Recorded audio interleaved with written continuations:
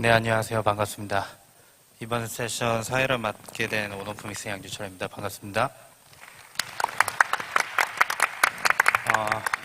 이번 세션의 주제를 말씀드리자면 한국 스타트업 생태계 활성화 방안과 그 활성화를 위해서 필요한 각 주체, 대기업과 정부 그리고 엔젤 투자자들의 역할에 대해서 이야기를 나눠보도록 하겠습니다. 오늘 함께 이야기를 나눠주실 연사분들을 소개해드리겠습니다. 네, 먼저 교수님 소개 부탁드립니다. 네, 카이스트 김진영 교수입니다. 반갑습니다. 네, 안녕하세요. 삼성 SDS의 이정신입니다. 네, 반갑습니다. 문화지역관광부의 대중문화산업과장 최보근입니다. 네, 반갑습니다. 고벤처포럼 회장 고영합니다. 안녕하세요. 오전에도 세션 하나 했었는데요. 탑바스 미디어의 김창원입니다. 네, 새 정부가 들어서면서 ICT 산업 그리고 창조경제를 끊임없이 연기하고 강조하고 있는데요. 대한민국 스타트업이나 콘텐츠 산업에는 분명히 적기이자 기회인 듯 보입니다. 이에 대해서 구체적으로 지금 정부가 어떤 안이나 정책을 내놓고 어떤 방식으로 또 어떤 정도의 규모로 그리고 어느 정도 진척이 되어서 진행이 되고 있는지 궁금한데요. 가장 긴밀한 정부 관계자인 문광부의 최보근 과장님부터 얘기를 들어보도록 하겠습니다. 네, 반갑습니다. 제일 먼저 말씀드릴 수 있는 기회를 주셔서 감사합니다. 박근혜 정부라고 이제 해야겠죠. 새 정부에서 생기면서 가장 큰 변화 중에 하나는 미래창조과학부를 정부 부처에 새로운 부처로 만든 것입니다. 그것은 이제 IT라든가 소프트웨어, 그다음에 콘텐츠 산업 이런 것들이 굉장히 중요하기 때문에 이런 것들을 좀 아우르는 정책, 그다음에 컨트롤 타워로서 역할을 하기 위해서 미래창조과학부를 만들었습니다. 물론 제가 속한 문화체육관광부에서는 문화 콘텐츠 산업 전반을 갖다 또 진흥시키기 위한 여러 정책들을 하고 있는데 아마 미래창조과학부와 그 다음에 저희 문화체육관광부가 같이 곧 MOU를 체결해서 우리 콘텐츠 산업 전반을 그 다음에 창조 경제를 활성화시킬 수 있는 정책을 지금 곧 준비를 하고 있습니다. 그래서 5월 말쯤에는 창조 경제 산업을 발전시키기 위한 어떤 전반적인 정책이나 전략에 대해서 곧 발표를 지금 준비하고 있는데요. 이번 정부의 이제 새로운 화두 중에 하나가 창조 경제라고 합니다. 근데 그것을 정의 내리긴 참 어려운데 저는 그 중에 대표적인 것이 융합이라고 생각을 합니다. 그래서 여러 가지 아이디어들이라든가 여러 가지 분야라든가 그 다음에 우리 콘텐츠 산업도 장르가 굉장히 다양한데 그런 다양한 장르 간의 융합이 일어날 수 있도록 그런 기회와 공간을 마련해 주는 것이 가장 중요하다는 생각이 듭니다. 그래서 저희 문화부에서 지금 가장 역점을 두어서 준비하고 있는 것이 콘텐츠 코리아 랩이라는 그런 곳입니다. 그래서 내년에 저희가 출범을 목표로 지금 준비를 하고 있는데 그 공간은 다양한 상상력과 아이디어와 기술들이 융합되고 창작되는 그런 공간입니다. 그래서 그 안에서는 과연 어떤 것이 이루어질지 뭐가 나올지 저도 굉장히 좀 궁금할 정도로 그 안에서는 모든 가능성을 열어둔 공간이기 때문에 그런 콘텐츠 코리아 랩 같은 것이 설립됨으로써 기존에 있는 어떤 각 장르별 어떤 산업도 중요하지만 그거를 엮어서 갈 수 있는 그래서 IT와 인문과 그 다음에 우리 문화예술과 이런 것들이 융합돼서 새로운 어떤 창작이나 어떤 창업이라든가 어떤 사업의 기회를 갖다가 만들어낼 수 있는 다양한 어떤 일들이 이루어질 것이라고 생각을 하고 있습니다. 그래서 거기 역점을 두어서 지금 저희가 준비를 하고 있습니다. 네, 그럼 이번 달 말에 발표되는 정책과 내년에 실행되는 컨텐츠 코리아 랩 그 두 가지에 대해서 주목하고 있으면 될 것 같고요. 보통 새롭게 출범하는 조직일수록 될 것이다, 안 될 것이다 라는 측면에서의 촉이 되게 좋은데요. 새 정부가 주목하고 있다는 것은 역으로 그만큼 세계에서 ICT나 아니면 소프트웨어 그리고 컨텐츠 산업이 각광받고 있다는 것인데요. 여기서 근본적인 질문 하나 드리자면 왜 이 산업들이 미래 산업의 패러다임으로 지적되고 있는지 질문을 드리고 싶고요. 컨텐츠 산업의 미래를 보시고 현재 열심히 달리고 계시는데요. 탑바스 미디어의 김창원 대표님께서 이 부분과 관련해서 말씀해 주시면 감사하겠습니다. 컨텐츠 산업 사실 저도 이제 컨텐츠 쪽을 계속 이제 많이 보고 있고 그러다 보니까 이 미디어 컴퍼니들이 어떻게 일을 하고 있는지 그런 걸 연구를 많이 하고 있습니다. 그런데 이제 예를 들어서 미국 같은 경우에 정말 이제 5대 그런 미디어 컴퍼니들이 있거든요. 디즈니, 그다음에 타임 워너, CBS 등등등. 이렇게 굉장히 큰 미디어 컴퍼니들이 있고요. 그런 컴퍼니들이 돈을 벌고 또 어떻게 사업을 확장해 나가는지 그런 걸 보면 굉장히 신기할 정도입니다. 그러니까 정말 부가가치를 엄청나게 많이 창출을 하더라고요. 그래서 뭐 이쪽에서 어떤 예를 들어서 각 그 분야별로 예를 들어서 뭐 방송이면 방송, 그다음에 뭐 게임, 영화, 또 뭐 등등등 다 이제 종합적으로 갖고 있는 미디어 컴퍼니들이 한 군데에서 뭐가 터져주기만 하면 그거를 이제 이걸로도 또 벌고 영화로도 벌고 게임으로도 벌고 뭐 출판으로도 벌고 등등등 속된 말로 이제 돌리기를 하는 거죠. 그래서 정말 그 부가가치 창출 효과로 보면은 그 컨텐츠 비즈니스, 미디어 비즈니스가 굉장히 크지 않나 이제 생각을 하고 또 한국의 어떤 경쟁력 면에서 봤을 때 사실 저희도 그런 점에 좀 주목을 하고 있는데 저희는 물론 지금 시작한 지 얼마 안 되는 회사고 굉장히 좀 좁은 그러니까 웹툰이라고 하는 그 분야만 타겟으로 하고 있습니다. 그런데 그런 어떤 좁은 분야로만 보더라도 사실 한국의 어떤 문화 콘텐츠 경쟁력이 굉장히 높다.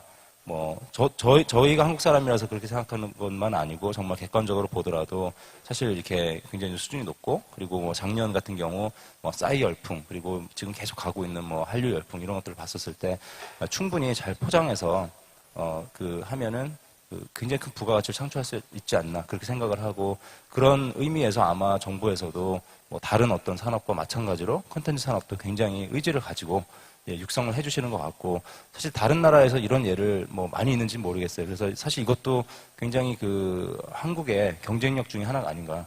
그 정부에서 그렇게 한 분야의 콘텐츠 분야에 대해서 지원을 많이 해주시는 것도 한국의 어떤 경쟁력이 아닌가 그렇게 생각합니다. 네.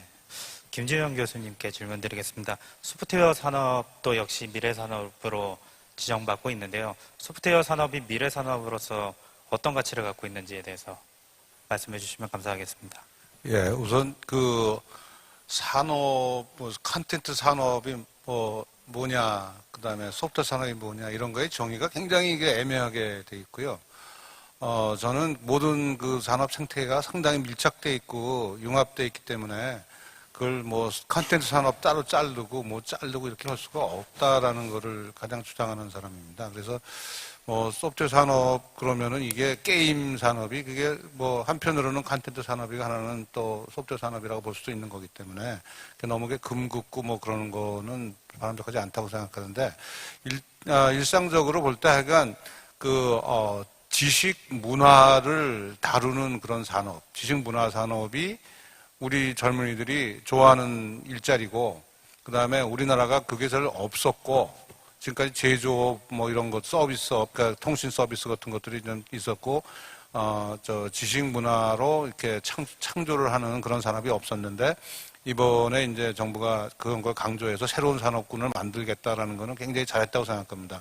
왜냐하면 우리 가장 그 일자리 문제로 봤을 때 우리 젊은이들이 제조업 분야에 일자리가 없는 게 안 돼도 안 가거든요. 그러니까 그것을 이제 이쪽 그 문화 지식 산업으로 끌어들이는 측면에서 소프트 산업이 굉장히 중요한 역할을 해야 된다라고 생각하고 있습니다.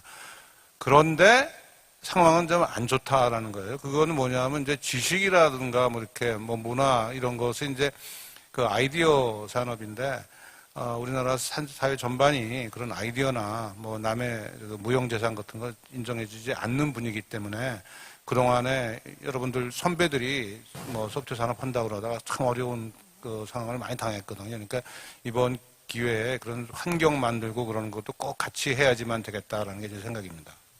네, 조금은 부정적인 이야기가 나왔는데요. 교수님께서 한 인터뷰에서 하신 말씀입니다. 우리나라 소프트웨어 산업은 타살됐다. 다소 강한 메시지인데요. 90년대부터 우리나라 소프트웨어 산업이 불붙기 시작했고 사실상 현재 경제를 소프트웨어 산업이 이끌고 있다고 해도 과언이 아닌데. 그건 뭐 과한 얘기고요. 소프트웨어 산업이 죽었다면은 타살이었을 거다라는 얘기였고요. 네.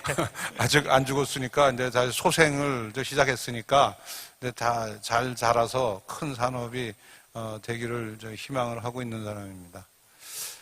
그런 면에서 지금 그 소프트 산업의 생태가 예전에 하던 식으로 뭐 이렇게 용역 줘서 개발하고 그 다음에 패키지로 만들어서 이렇게 CD에 넣어서 들고 다니고 이런 식의 산업은 이제 옛날 얘기거든요. 더 이상은 안 돼요. 그런 건 안 되니까 이 딜리버리 하는 그 미디움이 뭐 클라우드를 통해서 뭐 API 같은 걸 통해서 이렇게 서비스를 한다든가, 그 소프트웨어 에서 서비스라고 그러죠. 그런 거라든가, 뭐 앱을 통해서 이렇게 전달한다든가, 이런 식으로 이제 소프트웨어 그 비즈니스 행태가 굉장히 바뀌었기 때문에 우리나라가 이제 소프트웨어 산업을 육성하겠다라고 생각하면은 그 후자에 잘 맞는 그런 환경을 만들어주고 그런 것을 활성화시키는 것이 굉장히 중요한데, 지금도 아직도 소프트웨어 산업 육성 그러면은 뭐 그 전자들만 생각을 하고 있고, 뭐 인터넷이란 이름이 들어가면 그거는 그 부처가 하는 게 아니고, 뭐 이런 식으로 되어 있는 것이 아마 우리 소프트웨어 산업 육성하는데 커다란 걸림돌이 된다. 그래서 그거를 빨리 극복해야 된다는 게 제 생각입니다. 네. 소프트웨어 산업에 대해서 여러 가지 말씀해 주셨는데요. 이정신 사무국장님께서는 아까 말씀드린 현재 대한민국의 한국 경제를 소프트웨어 산업이 이끌어가고 있다라고 이야기되는 부분에 대해서 어떻게 생각하시는지, 그리고 현재 소프트웨어 산업에서 문제는 없는지 말씀해 주시면 감사하겠습니다. 삼성 SDS는 그 ICT 그 서비스를 제공하는 업체이기 때문에 그 안에서는 그 소프트웨어가 굉장히 중요한 요소로 자리 잡고 있습니다. 아마 이 얘기를 하기 위해서는 정보화 사회라는 얘기부터 아마 시작을 해야 될 것 같은데, 정보화 사회가 되면서 사실 IT 서비스가 굉장히 여러 산업군에 좀 접목이 되어가지고 그 산업군을 이끄는 어떤 그 브레인 역할로서 소프트웨어가 그 자리를 잡았다는 거죠. 그렇기 때문에 모든 산업의 어떤 그 원동력으로 이끌어가고 있다는 말은 맞는 것 같고요. 그렇기 때문에 과언이 아니다라는 얘기는 동의를 좀 하고 있는데, 과거의 정보화 사회에서 지금은 이제 지식 사회로 이렇게 전환이 된다라는 얘기를 되게 많이 하고 있잖아요. 그런데 지금 아마 사무관님도 말씀하셨고 교수님도 말씀하셨다시피 그 모든 산업의 어떤 융복합화가 되는 그런 경향들이 굉장히 심화되고 있는데, 이러기 위해서는 어떤 그 소프트웨어가 굉장히 더 중요한 역할을 하게 될 거라고 보고 있습니다.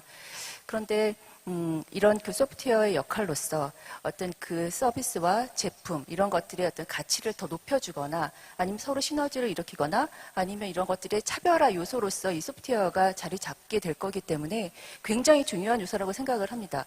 그런데 저희가 이제 우리나라에서 이렇게 보면 인프라나 뭐 하드웨어, 뭐 기타 등 소프트웨어 이런 것들을 다 IT 군 뭐 이런 업계에서 본다면 뭐 모바일 세계 1위, 뭐 인프라도 굉장히 우수하고 이랬을 때 소프트웨어만 딱 띄워놓고 봤을 때 정말 세계적으로 어떤 우수한 면이 있겠느냐라는 그런 관점에서 요즘에 굉장히 고민이 많고 생각이 많은데요. 아마 이제 그런 고민들 때문에 교수님께서도 최근 기사에서 제가 읽었던 어떤 그 소프트웨어 그 교육 봉사단인가요? 뭐 그런 것도 하고 있고, 저희 SDS에서도 그 소프트웨어 동아리 챔피언십 뭐 이런 것도 있고, 또 삼성 컨버전스 소프트웨어 아카데미 이런 것들을 여러 가지 지금 프로그램을 해가지고 사실 어떤 그 뭔가 시너지를 일으킬 수 있는 이런 방안에 대해 사실 고민을 하고 있는데, 굉장히 이런 것들은 작은 노력이긴 합니다만 저희가 이런 노력들이 하나씩 덧붙여져가지고 어떤 시너지가 낼 수 있는 이런 세상이 되어야 되지 않겠나라는 생각을 하고 있습니다. 네, 지금까지 소프트웨어 산업에 대해서 이야기를 나눴다면은 이제 스타트업 이야기로 넘어가 볼까 하는데요. 지난해부터 스타트업 열풍이 꾸준히 있었는데요. 지난해가 스타트업들이 출발선에 서 있었던 해라고 하면, 지난해 하반기부터 올해 상반기까지는 정부 지원도 많이 늘어나고 있고, 엔젤 투자자들도 많이 늘어나고 있고, 벤처 캐피탈들도 또 많이 늘어나고 있는데요. 이 모두의 역할로 한 해 스타트업 생태계를 만들어가고 있는 시기라고 보여지는데, 일부 업계에서는 이런 이야기를 합니다. 10년 전과 똑같이 실속은 없이 거품만 키우고 있는 것은 아니냐, 이런 의견들을 주고 계시는데요. 이에 대해서 어떻게 생각하시는지 고영하 회장님부터 먼저 말씀해 주시면 감사하겠습니다. 10년 전과 똑같이가 아니고 10년 전에 벤처 열풍이 불었기 때문에 그때 네이버라든지 뭐 넥슨, NC소프트 이런 회사들을 비롯해서 그때 만들어진 기업이 약 한 300개 넘은 코스닥 상장시킨 그런 그 당시에 만들어진 기업들이 지금 그렇게 성장을 해서 그 기업들의 합이 지금 삼성전자보다도 더 많은 매출을 올리고 있습니다. 그러니까 10년 전에 벤처 열풍이 잘못됐다. 물론 그 부작용이 없을 수가 있죠. 부작용이 분명히 있을 수가 있는데 그 10년 전에 벤처 열풍은 우리 경제에 큰 기여를 했다고 저는 생각을 합니다. 근데 10년 전에는 우리가 소위 인터넷이 대중화되면서 전 세계에서 제일 먼저 브로드밴드, 광대역 통신망이 대중화된 겁니다. 전 국민이 다 인터넷을 쓸 수 있게끔 된 거니까. 그걸 통해서 우리나라가 새로운 인터넷 산업을 일으키기 시작한 겁니다. 그 당시에 인터넷 혁명의 주역은 대한민국이었어요. 그 당시 잘 기억하시겠지만 싸이월드라든지 다이알패드, 아이러브스쿨 이건 전 세계에서 없는 최초의 비즈니스 모델을 대한민국에서 만들었던 겁니다. 근데 지금 이제 이 창업 열풍이라는 게 주기가 있어요. 그러니까 세상에 큰 변화가 왔을 때 거기에 기회가 생기는 거거든요. 그러니까 10년 전에는 인터넷 그런 그 혁명이 일어났기 때문에 그런 그 기회가 주어졌는데 이제 2007년도에 아이폰이 나오면서부터 모바일 혁명이 불기 시작한 겁니다. 근데 문제는 이 모바일 혁명 2007년도에 애플이 아이폰을 냈는데 불행하게도 대한민국은 그 아이폰을 1년 6개월 뒤늦게 아이폰을 받게 됩니다. 정부가 그 당시에 그 아이폰 들어오는 것을 막아가지고 그래서 우리가 1년 6개월 뒤늦게 아이폰을 받게 되고 그러니까 미국에서는 이미 2007년도부터 모바일 혁명이 일어났는데 우리는 그것을 1년 6개월 뒤에 그 모바일 혁명 시대를 받아들이는 겁니다. 그래서 이 모바일 혁명 시대에 우리가 주도권을 쥐지 못하고 결국은 미국의 비즈니스 모델을 카피해되는 형식으로 우리가 모바일 혁명 시대를 지금 맞이하고 있어요. 그래서 그게 정말 아주 애석한 일이죠. 그때 만약에 우리한테 아이폰을 미리 땡겨줬으면은 아마 우리 젊은이들이 전 세계에 없는 또 10년 전에 그런 비슷한 그런 인터넷 혁명과 같은 주도권을 우리가 줬을 텐데 그 점이 대단히 아쉽습니다. 근데 그럼에도 불구하고 지금 불과 한 2, 3년 만에 많은 부분을 캐치업을 했어요. 그래서 이 모바일 혁명 시대도 저는 이제 지금 모바일 혁명 시대가 열린 게 한 20% 열렸다고 생각합니다. 그래서 앞으로도 80%의 무한한 잠재력이 있기 때문에 우리 대한민국 젊은이들의 그런 그 역동성을 가지고 대비하면은 충분히 이 모바일 혁명 시대도 주도해 나갈 수 있으리라고 생각이 돼요. 근데 문제는 제일 중요한 게 뭐냐면은 우수한 젊은이들이 창업을 안 한다는 데 문제가 있습니다. 저희가 지금 엔젤 투자자들이 투자를 하려고 해도 좋은 기업을 찾기가 힘들어요. 지금 뭐 잘 아시겠지만 전 세계가 올림픽을 하게 되면은 국가 대표 선수가 나가도 가서 금메달 따기가 쉽지 않은 판에 대한민국은 동네 축구 선수들이 나가서 금메달을 따겠다고 하는 것하고 비슷합니다. 미국은 상위 제일 우수한 젊은이들이 빌 게이츠, 뭐 주커버그, 뭐 스티브 잡스 이런 미국 사회에서 제일 우수한 사람들이 창업을 하는데 대한민국 제일 우수한 사람들은 우리 옆에 있는 과장님 같이 고시를 하거나 또 의사를 하거나 아니면 대기업 우리 이상부님 같이 삼성이나 대기업에 들어가 버리고 그리고 처진 사람들이 창업을 하는 교수도 껴줘요. 환경이 만들어졌기 때문에 그래서 이게 대한민국이 경쟁력을 잃어가고 있다고 봐요. 그래서 이 창조 경제가 성공하려면은 창업을 활성화해야 하는데 그건 왜 그러냐면은 혁신은 대기업에서는 안 일어납니다. 혁신은 항상 작은 기업에서 일어나요.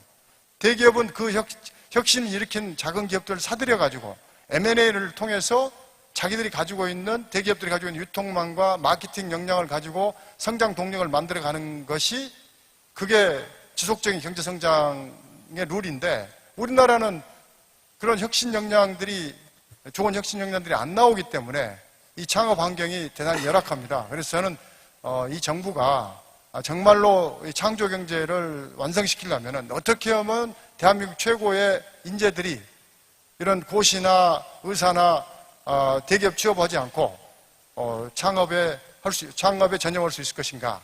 그렇게 되면은 저는 대한민국 좋은 나라가 되리라고 생각합니다. 네, 좋은 말씀 감사드리고요. 분위기를 조금 더 후끈 달아오르게 하기 위해서 김진영 교수님께서도 이 부분에 대해서 하실 말씀이 있으실 것 같아서요.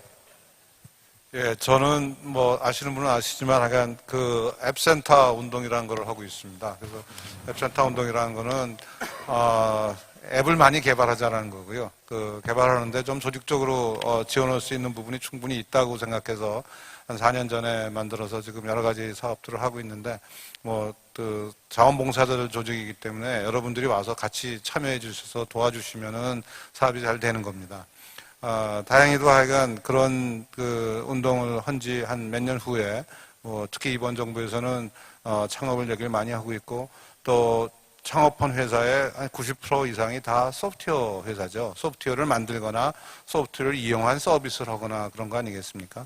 그다음에 소프트웨어가 갖고 있는 독특한 특성이 아까 말씀하신 대로 혁신을 하는 거고 창업은 혁신에서 일어나고 혁신의 도구는 소프트웨어고 소프트웨어는 뭐 여러 가지 그 소프트웨어 나는데 특성이 이 창업에 굉장히 잘 맞기 때문에 소프트웨어 산업을 육성한다는 것 자체가 창업을 육성한다는 것과 같은 단어로 생각하시면 되겠습니다. 그래서 여러 가지 이제 그 하는데 저는 학교에서 이제 학생들을 배출을 하고 또 많은 학생들이 창업을 하도록 독려를 했고 뭐 저 개인도 뭐 창업도 해봤고 뭐 그다음에 지금도 이제 계속 학생들을 독려를 하고 있는데 걱정스러운 점은 좀 있습니다. 아까 그 회장님 말씀하신 대로 조금 그 기술력이 있는 사람들이 창업을 했으면 좋겠는데 여기 오신 분들 아마 다 뭐 굉장히 굉장하신 분들이라고 생각하는데 제가 요즘에 창업한다고 다니시는 분 중에서 코딩 못하는 분들이 너무나 많은 거예요.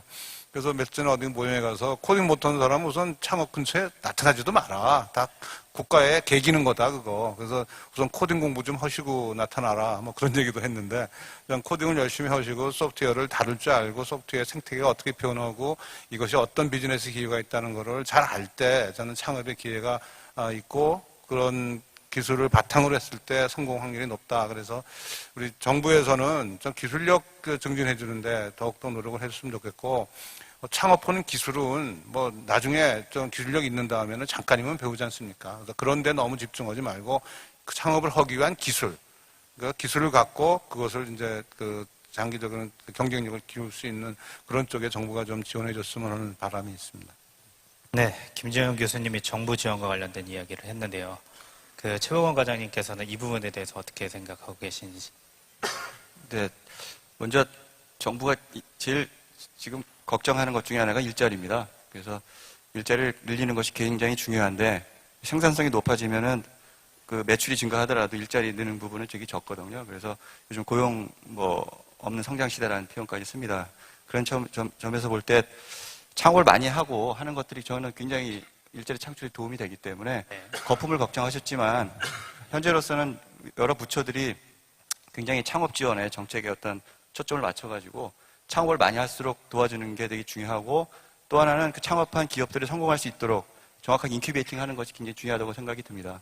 그래서 그건 부처 간의 협력을 통해서 해야 될 부분이라고 생각이 들고 또 하나 이제 R&D 말씀을 하셨는데 정부의 R&D 예산 규모가 적지가 않습니다. 우리나라가 한 16조에서 18조, 작년 17조까지 정도 됐다고 들었는데 17조죠? 예, 근데 중요한 것은 이제 그런 R&D들이 실제로 산업의 어떤 생산성 아니면 매출을 올리는데 도움이 돼야 되는데 그 R&D를 위한 R&D로 간다는 비판이 굉장히 많거든요. 그래서 그 저희 문화체육관광부에서도 콘텐츠 쪽의 R&D가 1,000억 정도가 되는데 앞으로는 실제로 어떤 과학기술적인 측면에서의 어떤 R&D, 뭐 그런 과학기술을 발전시키기 위한 R&D가 아니고 실제로 게임 산업을 발전시키는 R&D, 영화의 뭐 어떤 뭐 선명도를 높이기 위한 R&D, 실제로 어떤 장르에 어떤 특화된 그 장르를 지원해 줄 수 있는 프로젝트 베이스의 R&D로 가서 실제로 그 기업이 성공하고 매출을 늘릴 수 있는 도움이 실질적인 도움이 될 수 있는 쪽으로 가야 되지 않을까 이렇게 생각을 하고 있습니다. 네, 사실은 사전에 협의가 안 돼 있던 질문이었는데요. 회사든 조직이든 실무자가 어떤 인사이트를 갖고 있느냐가 상당히 중요한데 과장님 말씀을 들으니까 문화체육관광부는 조금 믿을만하다라는 생각이 들고요. 아까 구 회장님께서 이런 말씀을 하셨어요. 대기업에는 혁신이 없다. 대기업에서 보신 또 이정신 사무국장님이 하실 말씀이 있으실 것 같은데 사실 스타트업이랑 대기업은 약간 모호한 관계입니다. 상생을 만들어내는 대기업도 있고 상생을 하기보다는 이제 카피캣들을 만들어서 또 스타트업을 죽이고 있는 대기업들이 있는데요. 이런 부분들에 대해서 대기업들은 어떤 생각을 갖고 있고 또 앞으로 계획이 어떤지 이런 부분 말씀해 주시면 감사하겠습니다. 네, 제가 같이 있는 팀 이름이 오픈 이노베이션 사무국입니다. 그래서 말씀하셨던 대로, 고 대표께서 말씀하셨던 대로 대기업에서 어떤 혁신을 이루기가 사실은 굉장히 어렵기 때문에 아마 저희 같은 조직을 만들어가지고 그걸 고민을 해보라 이렇게 한 게 아닌가 싶습니다. 말씀하셨던 대로 그런 부분에 대한 고민이 대기업에서는 굉장히 많습니다. 기업이 어떤 생존을 하고 또 하나 그 기업 활동을 지속적으로 성장시키기 위해서 어떻게 해야 되느냐 이런 부분이 아마 그 혁신과 관련된 고민일 것 같고요. 저희가 이런 부분에 대해서 많이 고민을 하고 있는데 아마 이런 부분은 전 세계적으로 연구를 많이 하고 있는 것 같습니다. 그래서 나온 이제 솔루션 중에서 보면 하나는 이렇게 기업이 연속성을 갖고 성장을 하기 위해서는 어떤 사회적으로 존경을 받는 기업이 되어야 된다라는 얘기들을 사실은 많이 하고 있습니다. 그런데 그러면 이 존경받는 기업은 어떻게 되어야 되느냐라는 것들에 대해 사실 고민을 좀 하고 있고, 근데 사실 기업이 혼자서 이제 할 수 있는 시대는 지났다고 볼 수가 있습니다. 뭐 중소기업도 마찬가지겠지만 특히 대기업은 이제 여태까지 잘했다고 해서 언제까지 잘한다는 보장도 사실은 없고 혼자서 잘할 수가 없기 때문에 이제 외부에서 이런 혁신을 이루어가지고 자체적으로 지속 가능한 생존을 저희는 고민을 해야 되는 시기이기도 합니다. 근데 스타트업의 입장에서 사실은 보자면 그 벤처 초기에 굉장히 어려움을 많이 겪고 있습니다. 아마 여기 계신 분들도 지금 어려움에 있으신 분도 있을 거고 그런 부분을 겪은 분도 계실 텐데 그런 부분을 잘 극복하고 나면 정말 우수한 어떤 서비스, 기술들이 탄생을 하는데 그런 것들이 많이 되어야지 우리 IT 생태계가 굉장히 활발해지고 풍성해질 수 있다라고 저는 보고 있습니다. 근데 그런 부분을 저희가 지원을 함으로 해서 저희가 네. 저희 입장에서는 우수한 스타트업을 발굴을 하고 그들이 잘 커나갈 수 있도록 지원을 함으로 해서 저희가 결국은 같이 상생하면서 어떤 새로운 서비스를 창출할 수 있을 거라고 저희는 확신을 하고 있고 그렇기 때문에 저희는 SN 에코네트워크라는 프로그램을 통해서 우수한 벤처기업을 사실은 발굴을 하려고 지금 준비를 중에 있습니다. 기존에 보면은 CSR이라고 얘기하는 기업의 사회적 책임 이런 부분들이 사실은 많이 얘기를 하고 있는데 요즘에는 그런 것보다는 어떤 경제적인 가치 또 사회적인 가치를 전부 다 같이 묶어서 우리가 창출할 수 있는 보통은 CSV라고 얘기하는 부분들이 많이 논의가 되고 있는데요. 뭐 Creating Shared Value라고 얘기하는 부분들이 사실은 있습니다. 그래서 이런 부분이 비즈니스의 어떤 핵심적인 역량 또는 기업의 어떤 전략적인 요소로 많이 자리를 잡고 있는데 SDS도 사실 이런 부분들을 채택을 해서 저희가 우수 스타트업을 발굴하고 지원하고 같이 상생해서 우리가 더 윈윈하는 그리고 또 SDS는 지속 가능한 지속적으로 성장이 가능한 이런 기업으로 남아서 존경받는 기업이 되고 싶습니다. 그렇기 때문에 이런 부분들을 아까 말씀하셨던 대로 같이 상생을 하는 것에 축점을 주고 진행을 하고 있습니다. 네, 얼마 전에 발표한 삼성 영업이익이 엄청나더라고요. 그래서 삼성이 대한민국 스타트업을 좀 글로벌로 밀어줄 수 있었으면 좋겠다라는 당부의 말씀을 드리고요. 스타트업 생태계 얘기를 할 때 무엇보다도 중요한 자금 지원적인 측면에 대해서 얘기를 안 할 수 없습니다. 두 가지 파트로 얘기를 할 수 있을 것 같은데 정부 지원과 엔젤 투자고요. 먼저 정부 지원과 관련된 이야기를 드리자면 정부 지원이 너무 창업시키는 쪽에 모여 있고 정작 데스밸리를 지나서 이제 성장하려고 하는 기업들에게는 지원이 되지 않고 있다라는 의견이 하나 있고요. 그 다음에 이것이 철저하게 그냥 심사 중심이다 보니 실제로 사업을 하지 않고 있는 소위 말하는 뭐 공모전 헌터 아니면은 무슨 대회 헌터 이런 사람들이 지원금만 따내고 사업을 하지 않는다라는 기사도 발표가 되었었는데요. 이런 부분에 대해서 과장님께서는 어떻게 생각하시는지 의견 말씀해 주시면 감사하겠습니다. 예, 그런 거에 대해서 문제 제기가 있다는 거는 잘 알고 있고요. 다만 이제 정부가 특히 이제 예산에 어떤 한계가 있기 때문에 과연 이 예산을 정해진 예산을 어떻게 합리적으로 배분하느냐 이것도 좀 굉장히 저희 고민스러운 문제긴 한데 정부가 재정을 지원하는 방식은 크게 두 가지입니다. 그러니까 보조 형식이 있고 그 다음에 이제 펀드 투자를 통해서 하는 것이 있는데 물론 보조 같은 경우에는 이제 공정성도 굉장히 중요하기 때문에 그러니까 공모라든가 이런 거 심사를 통해서 하는 것이 좀 한계일 수밖에 없고요. 앞으로 이 펀드 쪽을 좀 더 굉장히 양성화 시켜가지고 좀 더 잘 될 수 있는 기업을 잘 선정해서 그 기업이 성공할 수 있도록 투자를 해주는 것. 그리고 특히 이제 저희 이제 콘텐츠 쪽에서는 펀드가 주로 영화 쪽에 많이 됩니다. 왜냐하면 그러니까 게임하고 영화가 많은데, 왜냐하면 게임과 영화 쪽이 그나마 수익이 좀 많이 날 수 있는 분야이기 때문에 그런 것 같습니다만은, 앞으로 좀 펀드의 어떤 제도를 좀 다양화시켜서, 예를 들면 크라우드 펀딩 같은 제도를 좀 만들어가지고 초기 창업하는 사람들한테도 적은 자금이나마 좀 지원이 될 수 있도록 하는 그런 제도적인 개선들도 좀 많이 필요하지 않을까, 그렇게 준비를 또 하고 있습니다. 네, 제가 감사합니다. 말씀드릴게요. 네. 예, 지금 기업의 이제 성장을 위해서 정부가 할 수 있는 거, 뭐, 저는 많이 없다고 생각하는 사람입니다. 그나마 할 수 있는 게 공공에서의 수요를 이용해서 시장을 창출해줘야 된다는 게 제 주장이고요. 지금 정부가 해야 될 일이 굉장히 많아요. 한 예를 들어 스마트 교육이라고 그럽시다. 지금 학교에 그 스마트 기기나 뭐 인터넷을 이용해서 교육을 효율적으로 하고 뭐 멀티미디어 콘텐츠를 활용하고 이런 식의 거 국가적인 사명이라고 생각하고 계획은 세워 있는데도 불구하고 그것을 추진하는 과정 중에서 산업의 육성 측면은 거의 신경을 못 쓰고 있습니다. 그래서 저는 정부가 하는 공공사업을 좀 더 이렇게 그 시장 육성 측면에서 한번 다 검토를 하면은 할 일이 굉장히 많다고 생각해요. 뭐 정부 3.0을 만든다, 뭐 안전한 정부를 만들겠다, 또 복지 전달 체제를 만들겠다, 이런 거 지금 계속 안 할 수가 없는 정부의 사업들이 있는데 그것을 진행하는 과정 중에서 거기에 참여했던 회사들이 다 망해버렸다. 이게 지난 20년 동안 있었던 거거든요. 그러니까 이거를 이제는 다시 그 산업을 육성하는 측면에서 정부 사업을 다시 한번 계획을 세우고 그런 측면에서 일을 진행해야 된다라고 생각하고요. 저는 그래서 뭐 돈은 누가 주진 않지만 20조 정도 좀 정부가 내놔라 그렇게 얘기를 했던 사람입니다. 왜 20조냐고요? 4대강 사업이 20조였기 때문에 20조를 내놔라. 그런 얘기를 여러분들 좀 많이 떠드세요. 그래서 정부 돈 좀 갖다가 정부 일을 제대로 하라 그러고 그런 과정 중에서 소프트웨어 산업이나 뭐 콘텐츠 산업이 육성할 수 있도록 하는 게 바람직하다고 생각합니다. 네, 좋은 말씀 감사드립니다. 이제 엔젤 투자에 대해서 이야기를 나눠볼까 하는데요. 엔젤 투자와 관련해서 CEO들이랑 얘기를 해보면은 오히려 엔젤 투자에 대해서 거부감이 있는 경우들이 있는데 왜 그런가 하고 조사해봤더니 이제 엔젤 투자를 받게 되면은 일부 엔젤 투자자들이 예를 들어 1억을 투자하고 지분의 50% 이상을 요구해서 회사의 소유권이 넘어간다라든지 아니면은 지분을 조금 투자했다라는 이유로 계속적으로 CEO를 괴롭혀서 엔젤 투자가 받기가 나쁜 것이다 이렇게 인식을 갖고 있는 일부 잘못된 인식들이 있는데 사실 고영하 회장님께서는 엔젤 투자를 오래 해오셨고 현재 엔젤 투자협회 회장을 맡고 계시잖아요. 이런 측면에서 엔젤 투자란 무엇이다. 그리고 지금 제가 말씀드렸던 CEO들이 오해하고 있는 부분에 대해서 협회는 어떤 준비를 하고 있는지 말씀해 주시면 감사하겠습니다.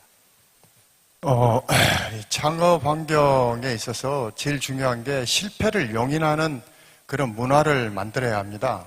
우리나라는 창업했다가 실패하면은 신용불량자가 되는 그런 상황이기 때문에 자기 자식 창업하려면 부모들이 대다수가 말리죠. 뭐 집안 망할 일이 있느냐, 어디 안정된 직장이나 들어가지 이렇게 돼 있는 게 창업해서 성공하는 사람은 1%밖에 안 되고 대부분은 다 실패를 합니다.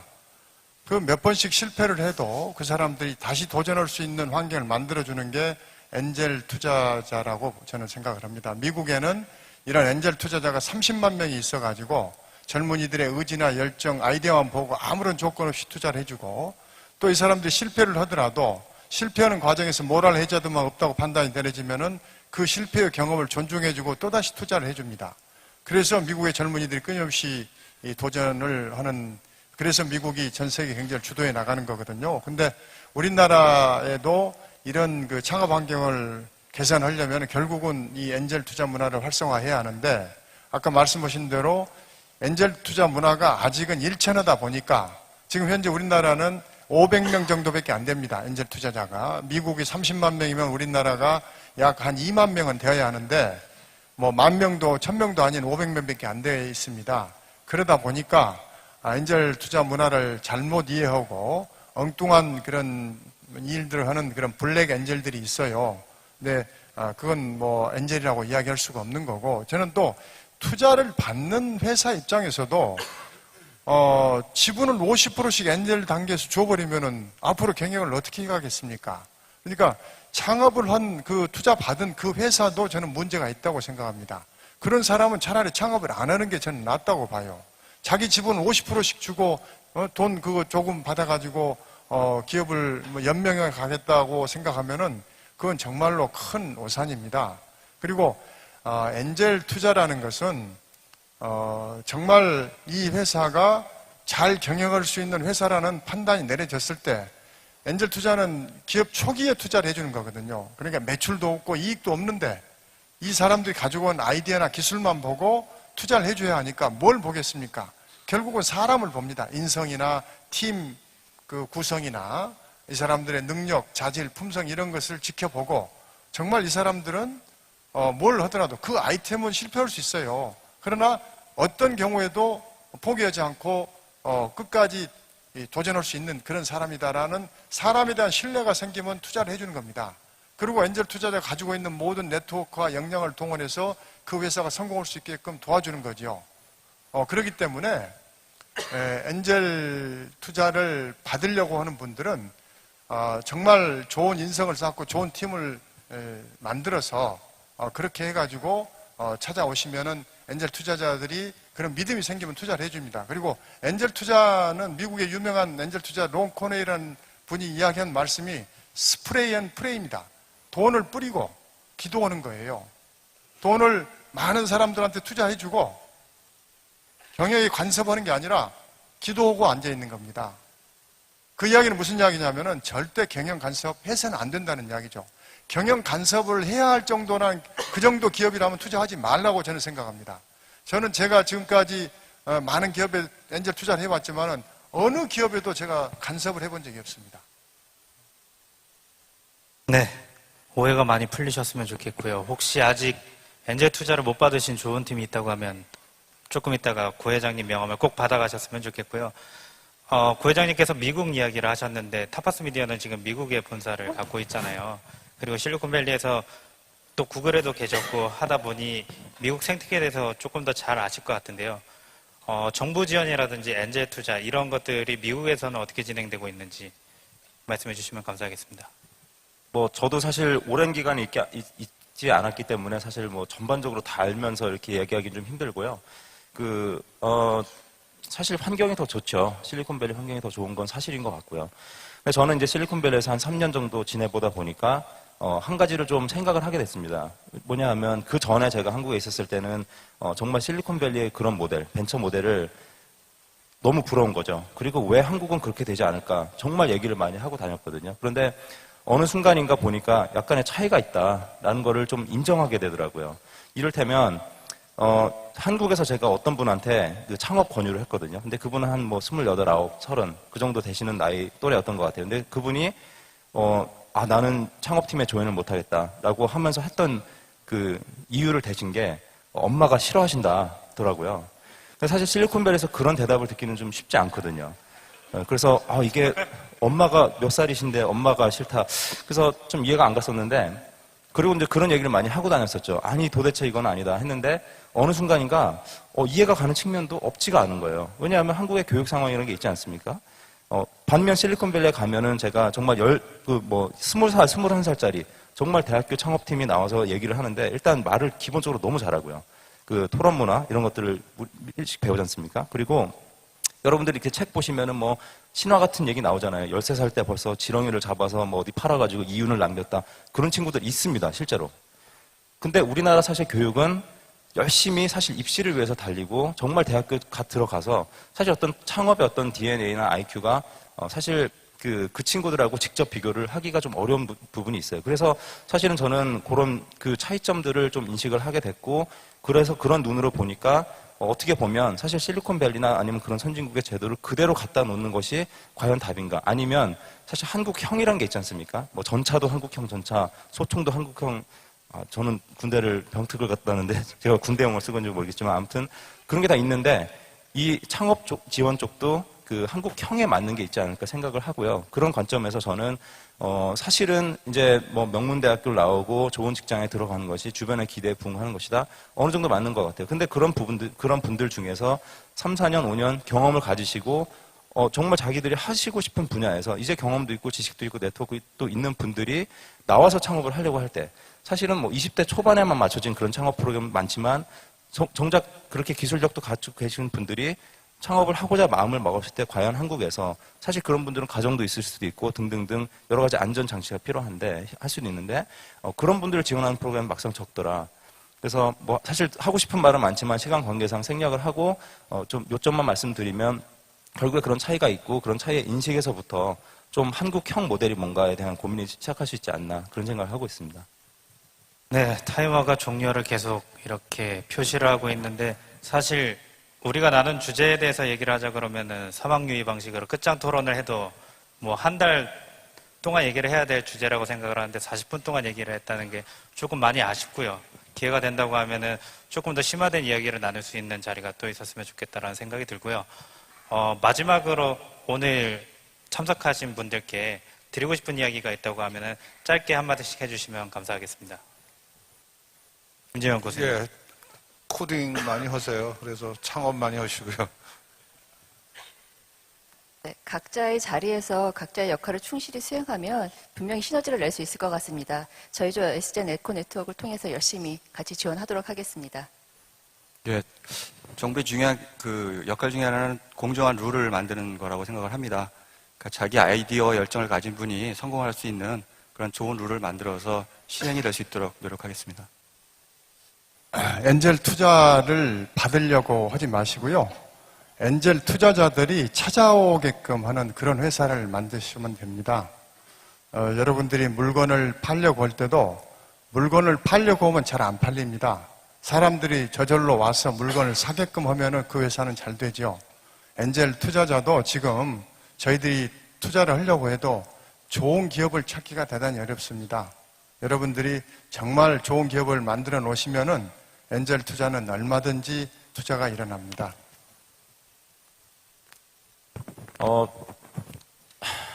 열정이 있으신 분들이 많으신 것 같아요. 그래서 그 본인의 열정을 저도 지금 스타트업을 하고 있는데요. 굉장히 초기고 여러 어려움이 많고 부족한 게 너무 많습니다. 근데 그럴 때마다 좀 이길 수 있게끔 하는 힘이 그 열정인 것 같아요. 그리고 제가 갖고 있는 아이디어에 대한 확신, 그게 정말 중요한 지속할 수 있는 중요한 요소인 것 같아서 그런 열정들을 많이 가지시기를 이렇게 부탁을 드리도록 하겠습니다.